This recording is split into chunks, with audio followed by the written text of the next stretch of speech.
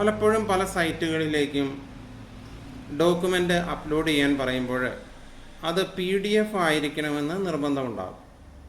Image ഫയലുകൾ upload ചെയ്യുമ്പോൾ upload ആവുന്നില്ല. ഉദാഹരണത്തിന് സ്പാർക്കിലെ ഫോം ഓഫ് അണ്ടർടേക്കിംഗ് എല്ലാം PDF ഫയൽ രൂപത്തിൽ തന്നെയാണ് അപ്ലോഡ് ചെയ്യേണ്ടത്.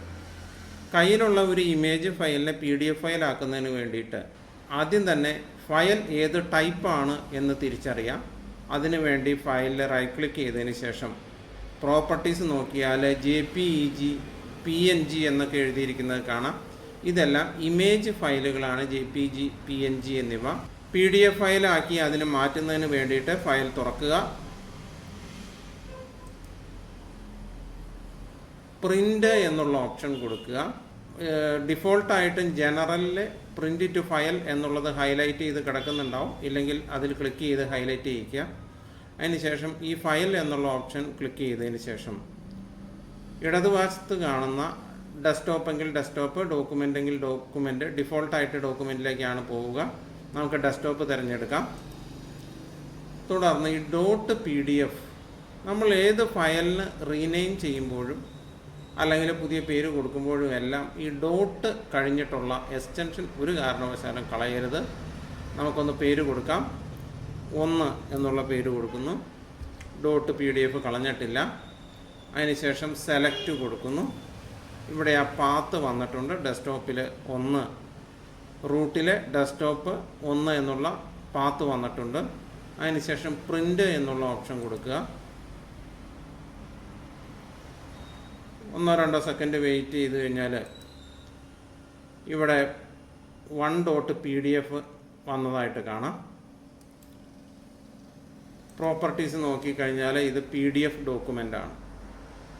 അപ്പോൾ ഏത് ഫയലിനെയും PDF ആക്കുന്നതിന് വേണ്ടിയിട്ട് പ്രിൻ്റ് ഓപ്ഷൻ കൊടുത്തു കഴിഞ്ഞാൽ പ്രിൻ്റ് ടു ഫയൽ എന്നുള്ള ഓപ്ഷൻ. ഇനി കയ്യിലുള്ള കുറേ PDF ഫയലുകളെ ഒറ്റ ഫയലാക്കി എങ്ങനെ മെർജ് ചെയ്യാമെന്നുള്ളത് നോക്കാം. അതിന് വേണ്ടിയിട്ട് ഈ ഫോൾഡറിനുള്ളിൽ ഞാൻ ഒരു 4 PDF ഫയലുകൾ എടുത്ത് വെച്ചിട്ടുണ്ട്. ഇതിനെല്ലാം കൂടി ഒന്നാക്കുന്നത് എങ്ങനെയാണെന്ന് നോക്കാം. അതിന് വേണ്ടിയിട്ട് ആപ്ലിക്കേഷനിൽ പോവുക. Office PDF shuffler, application office PDF shuffler. ഇവിടെ ഒന്ന് ഈ പ്ലസ് അടിക്കുക. പ്ലസ് എവിടെയാണോ ആ PDF ഫയലുകളുള്ളത്, ഉദാഹരണത്തിന് ഡെസ്ക്ടോപ്പിലാണെങ്കിൽ ഡെസ്ക്ടോപ്പിൽ ക്ലിക്ക് ചെയ്യുക. ജോബി എന്ന ഈ ഫോൾഡറിൽ ഡബിൾ ക്ലിക്ക് ചെയ്യുക. 1ാമത്തെ PDFൽ ക്ലിക്ക് ചെയ്ത് കീബോർഡിൽ നിന്നും ഷിഫ്റ്റ് കീ അമർത്തി പിടിച്ചതിന് ശേഷം അവസാന PDFൽ ക്ലിക്ക് ചെയ്യുക. അപ്പോൾ എല്ലാം സെലക്റ്റായി കാണും.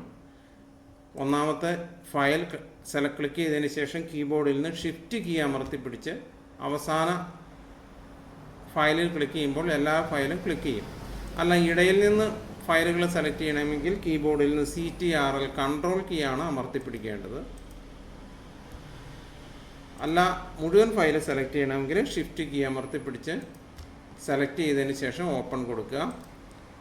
ഈ 4 ഫയലുകൾ ഇവിടെ വന്നിട്ടുണ്ട്. ഇവിടെ നിന്നും ക്രമം ഏതെങ്കിലും ഫയൽ ഡിലീറ്റ് ചെയ്യണമെങ്കിൽ ആ ഫയൽ സെലക്ട് ചെയ്തതിന് ശേഷം ഡിലീറ്റ് കൊടുക്കാം. ഇനി ഇതിൻ്റെ ക്രമം ഒന്ന് മാറ്റണമെങ്കിൽ ക്ലിക്ക് ചെയ്തിട്ട് ഇങ്ങോട്ട് മാറ്റി വെച്ചാൽ മതി. ക്ലിക്ക് ചെയ്ത് മാറ്റുന്നതിനനുസരിച്ച് ഇതിൻ്റെ ക്രമം മാറും. അതിനുശേഷം സേവ് എന്നുള്ള ഓപ്ഷൻ കൊടുത്ത് ഈ 2ാമത്തെ ഓപ്ഷനായി സേവ് കൊടുത്ത് ഡെസ്ക്ടോപ്പ് കാണിച്ചു കൊടുത്തിട്ട് പേര് കൊടുക്കുക, സേവ് കൊടുക്കുക. ഇപ്പോഴിവിടെ എല്ലാ ഫയലുകളും കൂടെ ഒന്നായി വന്നിരിക്കുന്നതായിട്ട് കാണാം. ഇത് 1ാമത്തെ പേജ്, 2ാമത്തെ പേജ്, 3, 1 നമ്മൾ ഡിലീറ്റ് ചെയ്ത് കളഞ്ഞു. ഇങ്ങനെയാണ് ഇമേജിനെ PDF ആക്കുന്നതും പല PDF ഫയലുകളെ ഒറ്റ PDF ഫയലായിട്ട് മാറ്റുന്നതും.